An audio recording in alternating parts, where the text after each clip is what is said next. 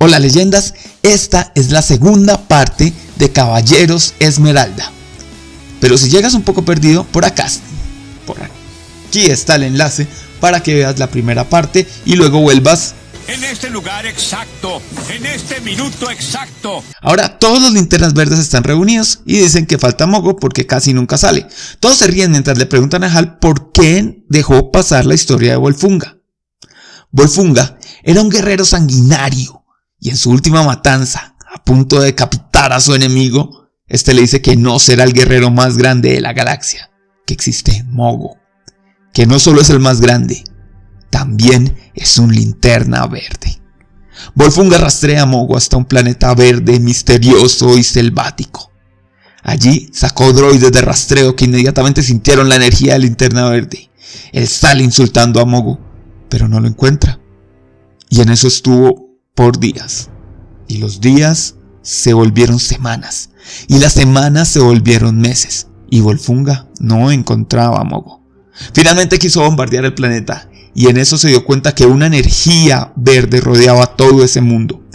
Volfunga salió en su nave espacial del planeta a divisarlo. Y vio cómo lo envolvía un símbolo de linterna verde. Y que estaba por ser derrotado por Mogo, el planeta viviente. Mientras patrullan el sol, Hal y Aricia son atacados por demonios sombra enviados por Krona. Aricia cae herida levemente, pero es rescatada por Sinestro. Mientras ella se recupera, Sinestro habla de una profecía sobre la destrucción de Oa y le cuenta una historia de su amigo Avin Sur, el predecesor de Hal Jordan. Avin Sur creía en el destino, no así Sinestro. Avin está capturando a Atrocitus, un villano que según el libro de Oa tenía la capacidad de ver oscuras profecías. Con la ayuda de su amigo Sinestro, el villano es capturado. Mientras lo llevan a una peligrosa prisión, Sinestro, que lo trata como su mejor amigo, lo acompaña, rescatan una nave. Uno dice que es por suerte y el otro por el destino. Sinestro deja a Avin Sur continuar solo con el prisionero. Después lo encierra en una cárcel, lo esposa, mientras Atrocitus comienza a tentarlo para contar una profecía sobre su futuro. Dice que caerá por no cargar regularmente su anillo. Entre todo, Avin Sur decide escucharlo. Le cuenta una historia del futuro, de cómo los linternas verdes van a caer todos, porque uno de ellos iba a ser el líder de la luz del miedo, y los iba a traicionar, iba a ser su mejor amigo Sinestro. Avin Sur lo encierra en esa tétrica prisión y desestima lo dicho por Atrocitus. Sinestro, con esta historia, le trata de demostrar a Aricia que el destino no existe. Krona comienza a salir del sol y la batalla final da inicio.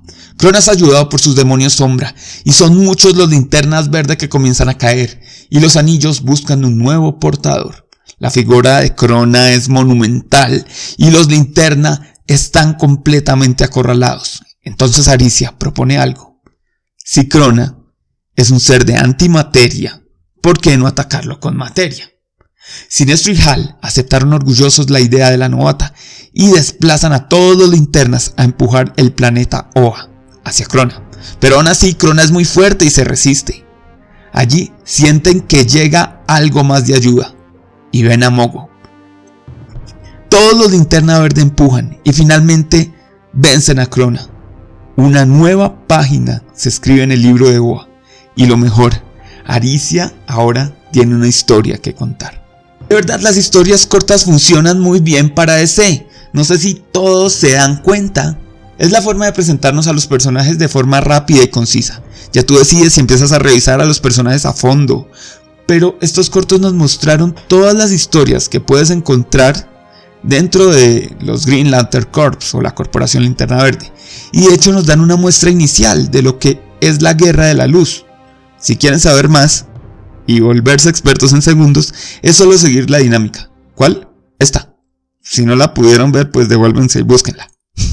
Mis favoritas son la primera historia que muestra el legado de la voluntad y la de Mogo que muestra la majestuosidad y el gran poder de los linternas, aparte del mensaje de cómo la diversidad entre seres hace fuerte a un equipo.